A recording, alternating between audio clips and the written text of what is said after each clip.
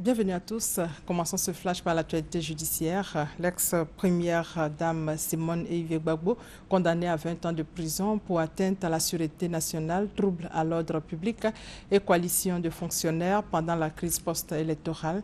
Crise qui a fait plus de 3000 morts de décembre 2010 à avril 2011. L'ancienne première dame entend faire appel. Outre Mme Gbagbo, les généraux Bruno Dogbo-Blé, ex-commandant de la garde républicaine, et Vagba Fossigno, ex-commandant de la marine nationale, écopent également de 20 ans de prison pour les mêmes motifs, et Michel Gbagbo, 5 ans de prison. Retour sur le séjour du président à San Pedro, mais en images.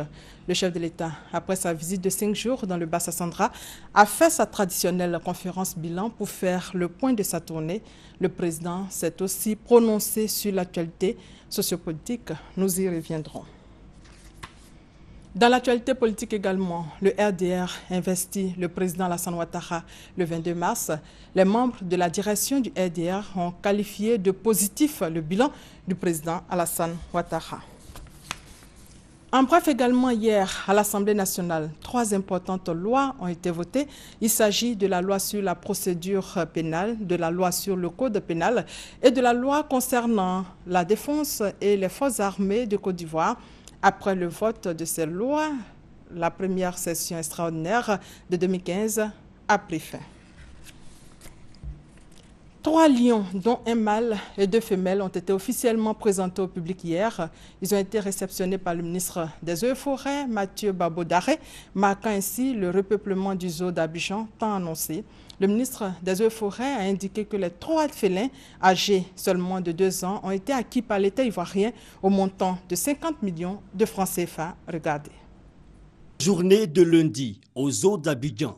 La tâche de Dominique, s'occuper des sauriens.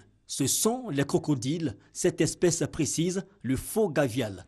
L'exercice n'est pas toujours aisé. Quand ils tombent malades, des fois quand ils se blessent, il faut les capturer et les gens les attrapent avant de les soigner. Donc pour l'attraper, ce n'est pas facile. Pas facile, mais pas forcément dangereux. Du moins, nous nous laissons convaincre et descendons à notre tour dans la cage. Ici, 36 gavials sur la 60aine de crocodiles que compte le zoo d'Abidjan. Mais l'attraction du jour est ailleurs. Annoncés comme des superstars, ces 3 lions venus d'Afrique du Sud et présentés par le ministre des Eaux et Forêts en personne. Ce sont des lions qui sont très jeunes, ils ont 2 ans, un mâle et 2 femelles. C'est que ces 3 lions sont l'amorce de la politique de repeuplement du zoo d'Abidjan, dans le projet bientôt des zèbres.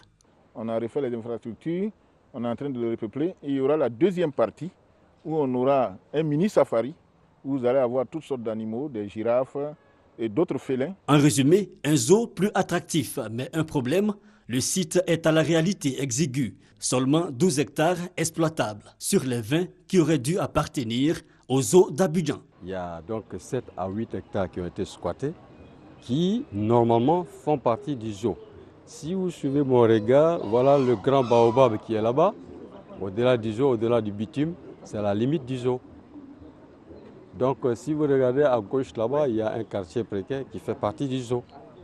Donc actuellement, les 12 hectares du zoo sont là, mais il n'y a que 4 à 5 hectares qui sont exploités. La question préoccupe cependant les autorités. 1 milliard de francs CFA prévu pour le plan général de réhabilitation, dont plus de 280 millions pour le repeuplement du zoo d'Abidjan. Il existe depuis 1972, aujourd'hui 241 animaux d'une quarantaine d'espèces y vivent, de quoi attirer quelques amoureux de la nature. Hors de nos frontières, crash d'hélicoptère en Argentine, bilan 10 morts, dont 3 champions français. Les 3 sportifs français participaient au tournage d'un jeu d'aventure de la chaîne de télévision TF1. Pour terminer, en Égypte, l'explosion d'une bombe dans le Sinaï fait au moins 1 mort et une vingtaine de blessés. C'est un attentat suicide au camion piégé qui a visé tôt ce matin une base de la police. C'est la fin de ce flash. Merci de votre fidélité. On se retrouve à 13 h.